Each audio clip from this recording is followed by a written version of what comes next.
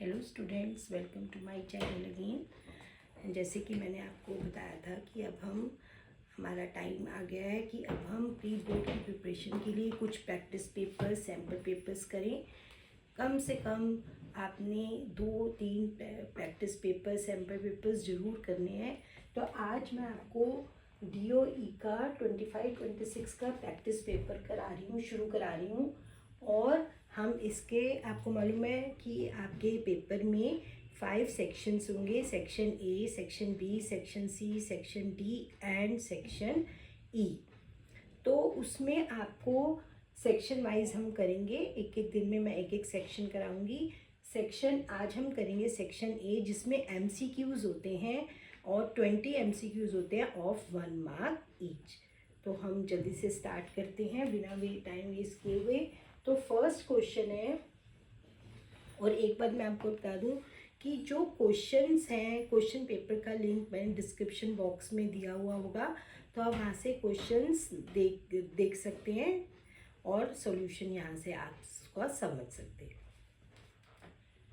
If one end of the diameter of a circle is, एक circle है, उसका one and दिया हुआ है -40 and the other and is 20। तो आपने इसकी रेडियस फाइंड करनी है। तो बच्चे, आपको मालूम है MCQ में स्टेप मार्किंग नहीं होती, तो आपने उसको जल्दी से सोचना है, क्वेश्चन को ध्यान से पढ़ना है और सोचना है कि कौन सा फॉर्मूला लगेगा। डायरेक्ट फॉर्मूला अप्लाई करो और जल्दी से आंसर कर दो इसको। तो इसका आपको रेडियस फाइंड करना था। तो रेडियस क्या होता है? डायमीटर हाफ, उसका डायमीटर का हाफ। तो डायमीटर कैसे निकालेंगे? डिस्टेंस फॉर्मूला से पहले हम इसका डायमीटर की लेंथ निकाल लेंगे। और डिस्टेंस फॉर्मूला क्या है, कैसे लगाएंगे? -4, बहुत ध्यान से लगाना है, साइन का ध्यान रखते हुए। -2², ये साइन एज इट इज, दूसरे का साइन चेंज करोगे क्योंकि x1 -x2 होता है और 0 - 0 इज। अब देखो जल्दी से सॉल्व कर लो। -6 का स्क्वायर क्या होगा? 36, और 36 का स्क्वायर रूट क्या होगा? 6। और 6 अगर डायमीटर है तो रेडियस क्या हो जाएगा? 3। तो इसका आंसर क्या होगा? 3 units. Now the second question is, find the value of sin 60 into cos 30। अब देखो sin 60 आपको मालूम, मैंने कहा था कि ट्रिग्नोमेट्री में टेबल अच्छे से लर्न कर लो।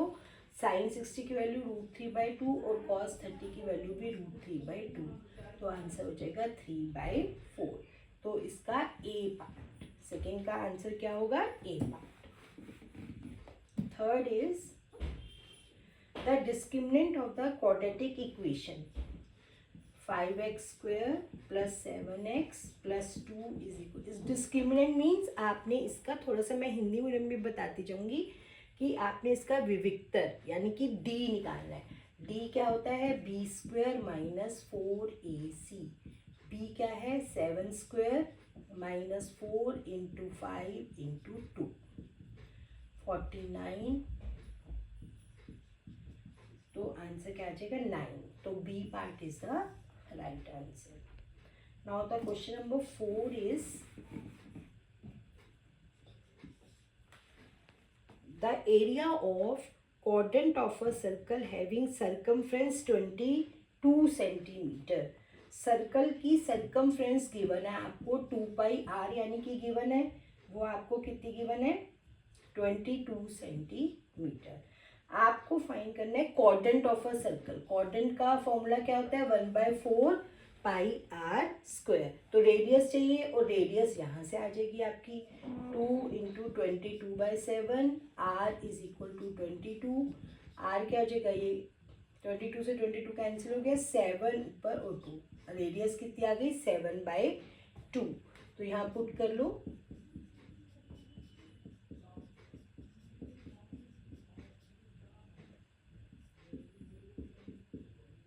77/8। और जब आप इसको डिवाइड करोगे 9.625 आ जाएगा और आपका जो आंसर हो जाएगा वो हो जाएगा इसका C part. Now question number 5। Fifth question is, A semicircular piece of paper of diameter 20 centimeter is rolled to form a cone.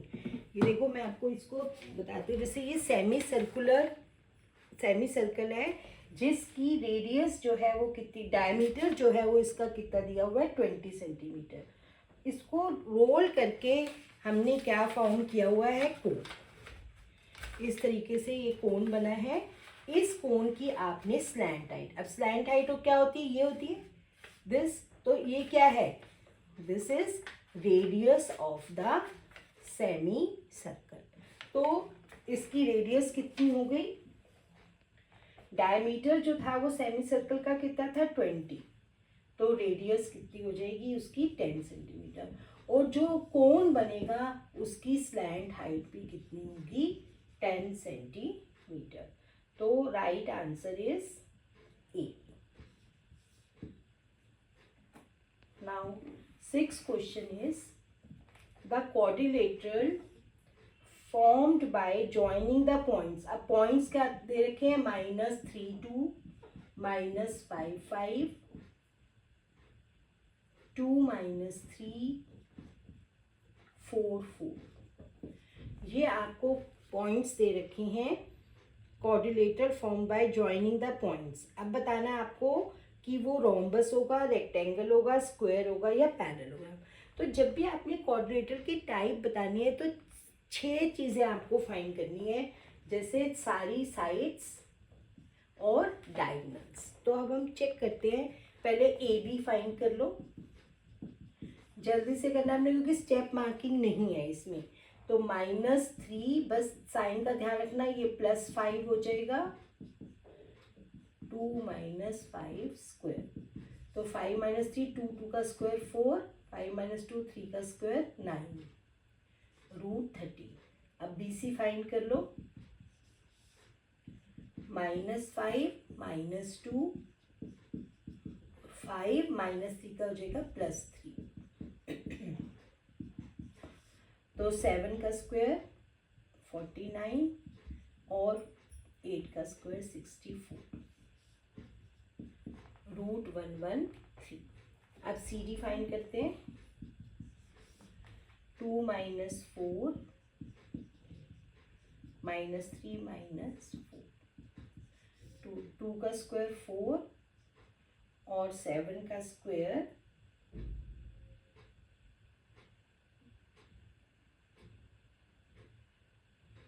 बेटा यहाँ पर -5 है. पहले हम चेक कर लेते कि हमने ठीक लिखा है कि नहीं लिखा. पहले देखो ए बी फाइंड करो. सॉरी मैं यहाँ पे -5 और -5 दोनों थे. तो -3 + 5 स्क्वायर और 2 + 5 स्क्वायर. तो 2 स्क्वायर इज 4, 7 स्क्वायर इज 49, 53. अब हम बी सी फाइंड करके देखते हैं. -5 -2 ऐसे कर लो. -5 -2 -7 का स्क्वायर हो जाएगा 49 और -5 + 3 2, 2 का स्क्वायर 4. तो ये भी आ गया √53. सी डी फाइंड कर लो. 2 - 4 -3 -4. तो 2 - 4 कितना हो गया, 2 का स्क्वायर 4, वही अगेन √53. एंड डी ए जब हम फाइंड करते हैं 4 - 3 माइनस इसका साइन चेंज करोगे 7 स्क्वायर एंड 4 - 2 इज 2 स्क्वायर. तो ये रूट देखो चारों साइड्स तो इक्वल आ गई इसकी. अब ये स्क्वायर भी हो सकता है, रोम्बस भी हो सकता है. अब इन दोनों में से डिसाइड करने के लिए हमें इसका क्या निकालना पड़ेगा, डायगोनल. तो ए सी और B D. A C is -3 - 2, देख लो -3 - 2 2 + 3. तो -5 का स्क्वायर 25, √50. अब बी डी भी फाइंड कर लो. -3 - 4 एंड सॉरी BD -5 -4 एंड -5 -4, तो 81 + 81। तो साइड्स तो इक्वल है बट डायगोनल्स इक्वल नहीं है। अगर डायगोनल्स भी इक्वल होते तो ये स्क्वायर होता, बट साइड्स इक्वल के साथ डायगोनल्स इक्वल नहीं है, तो ये क्या होगा, rhombus.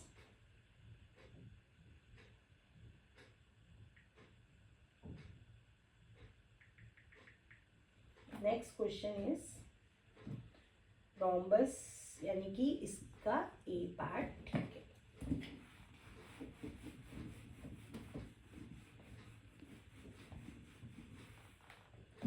Now question number 7. The linear equation this when expressed in the form of x, 3x minus 7y is equal to 10, in form of x लिखना है, यानी कि x यही रहेगा और y वाला उधर चला जाएगा, तो x साइन चेंज होकर तो 10 + 7y by 3, तो C part is the right answer. Question number 8. The class mark of the modal class. अब देखो क्या दिया हुआ है, 0 to 20, 20 to 40, 40 to 60, 60 to 80, 80 to 100, और फ्रीक्वेंसी गिवन है 14375। तो मोडाल क्लास कौन सी होगी जिसकी फ्रीक्वेंसी सबसे ज़्यादा है, तो 60 to 80। अब इसका हमने क्या फाइंड करना है, क्लास मार्क। क्लास मार्क कैसे फाइंड करते हैं, दोनों upper limit plus lower limit, lower limit upper limit को ऐड करके 2 से डिवाइड, तो कितना आ गया, 70।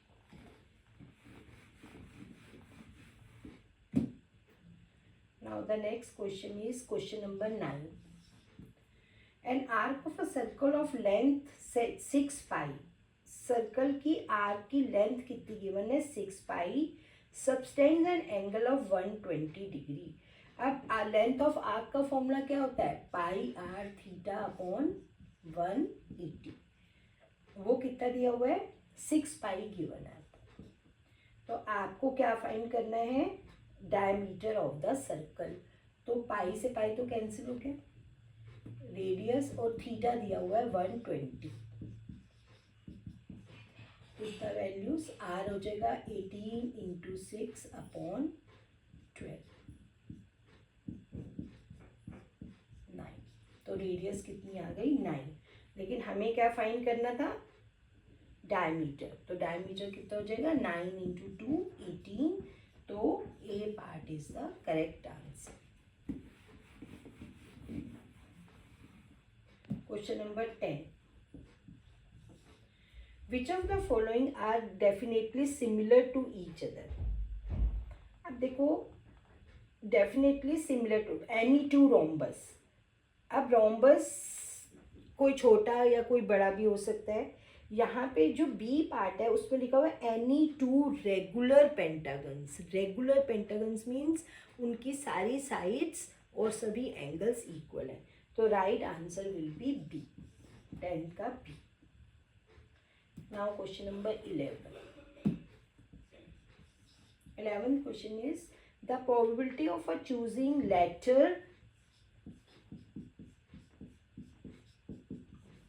आपको probability find करनी है E from the word, sorry word आपको दिया हुआ है penetrate.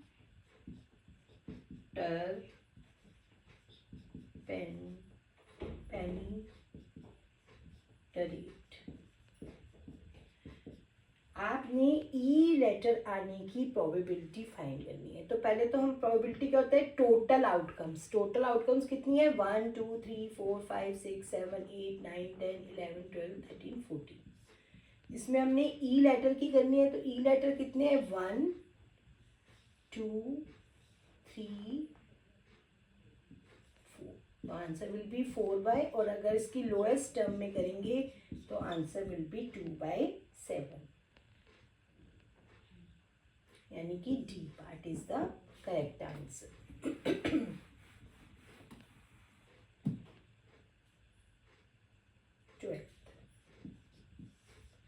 LCM of smallest 2 digit prime number. पहले तो आप सोचोगे कि 2 डिजिट प्राइम नंबर क्या होगा। 2 डिजिट प्राइम नंबर, अब प्राइम नंबर जो है 2 डिजिट कहाँ से स्टार्ट होते हैं? 10 से, तो 10 is not a prime number. Next is 11, 11 is a prime number. तो 2 डिजिट प्राइम नंबर कौन सा? Smallest 11, and smallest odd prime number, smallest odd भी होना चाहिए और प्राइम भी होना चाहिए। तो स्मॉलेस्ट ऑड प्राइम नंबर कौन सा है? अब प्राइम नंबर कहाँ से शुरू होते हैं? 2 से, but 2 is not odd. Next is 3, तो 3।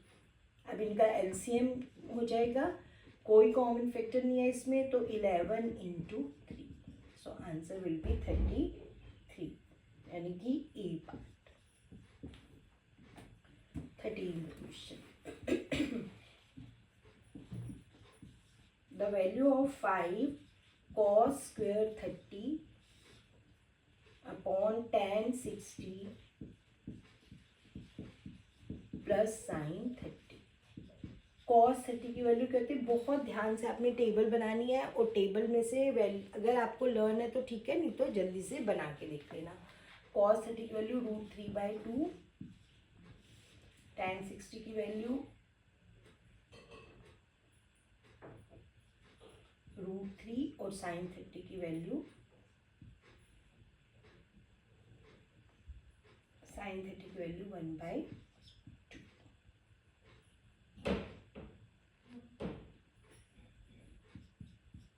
5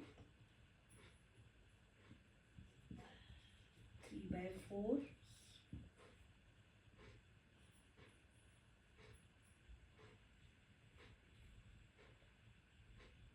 2√3 प्लस 1/2।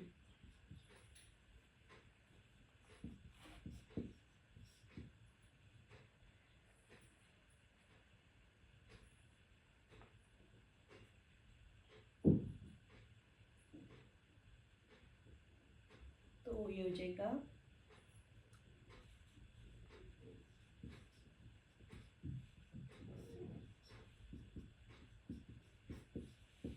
2 ऊपर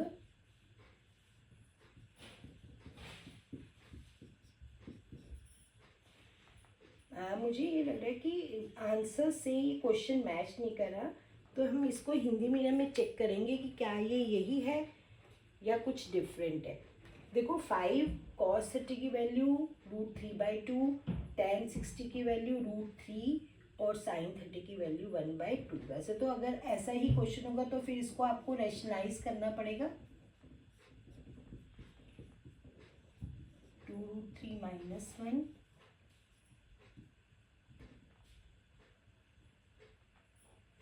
और फिर इसका ये आंसर आएगा। तो let's see this question again.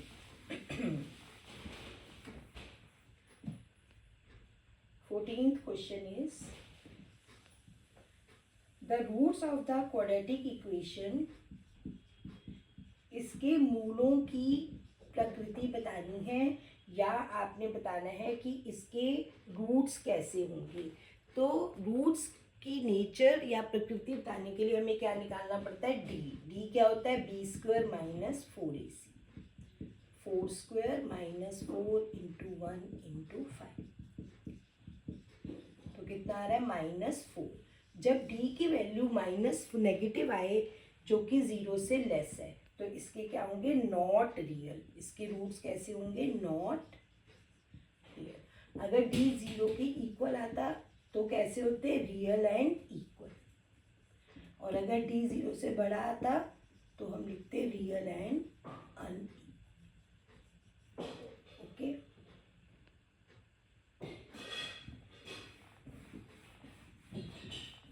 Number 15th question. If the sum of the area of two circles having radii r1 and r2 is equal to the area of the circle having sum of area of two circles of radii, पहले वाला circle का area क्या होगा पाई r1 square, इनका सम is equal to the area of the circle having radii r. तो क्या होगा, pi common आके पाई हर जगह से कैंसिल हो जाएगा, तो हमारे पास क्या रिलेशन आ जाएगा, तो this is C part is the correct answer. Now 16th question is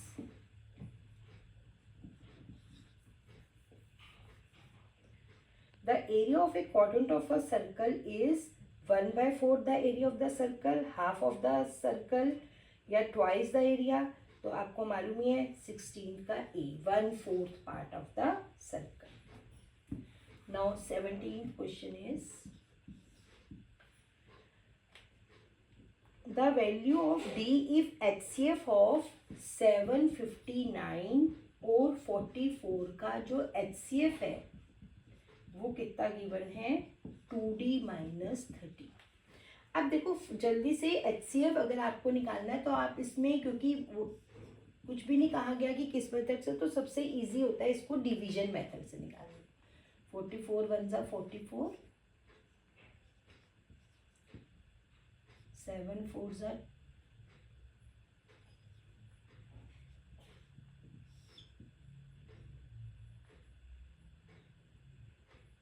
759 and 44.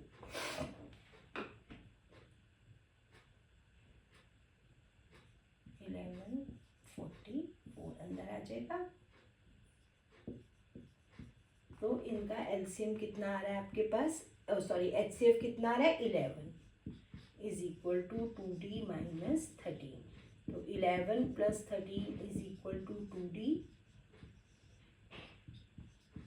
तो D कितना आ जाएगा 12. तो B part is the right answer.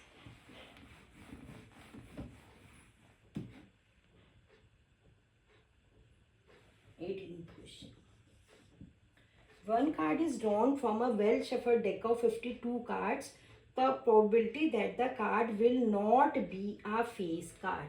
अब 52 कार्ड्स में से फेस कार्ड कितने होते हैं 12, तो रिमेनिंग कार्ड्स कितने रह गए 40.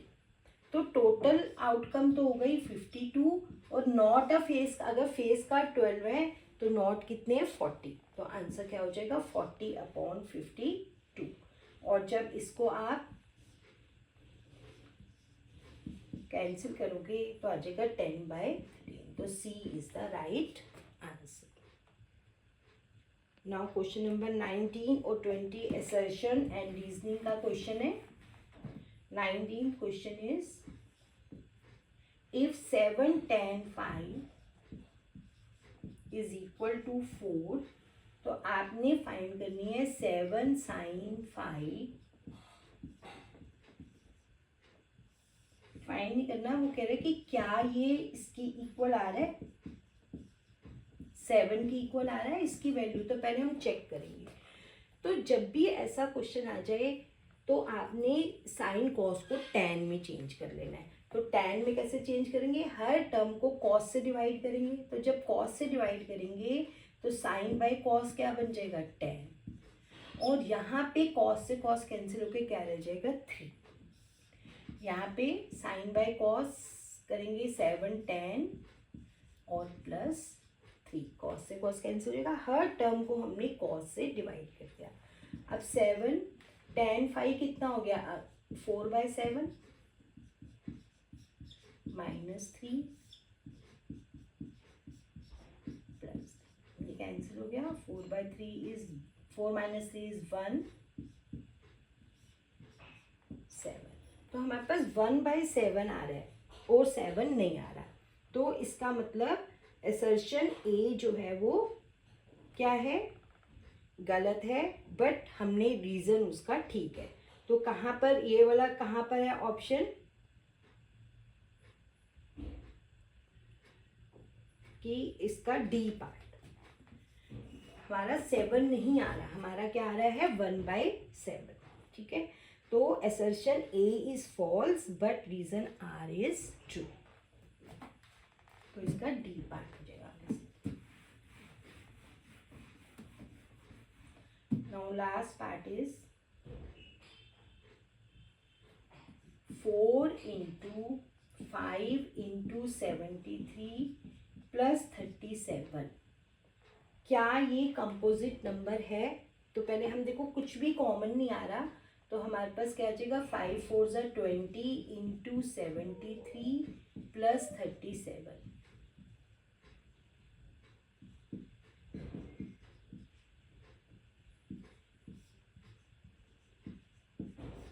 हमारे पास क्या रहा है 1497। क्या इसके मोर देन 2 फैक्टर्स हैं? अगर हम देखें तो ये 2 पे जाएगा, 3 पे देखो, 3 पे ये चला जाएगा, तो 3 4 = 12, क्योंकि इसका जो सम है 9 and 7 16 and 4 20 and 1 21 सम आ रहा है, तो 3 तो इसका फैक्टर है ही, तो yes it is a composite number, तो ये तो ट्रू हो गया। A prime number can be as a product of numbers, तो yes it can product of numbers, तो यस, तो आपका ये गलत है और असर्शन ए जो है वो ट्रू है, तो आपका ये सी पार्ट इसका राइट आंसर, ठीक है। तो ये थे आपके एमसीक्यू। नेक्स्ट क्लास में हम करेंगे सेक्शन बी। Thank you.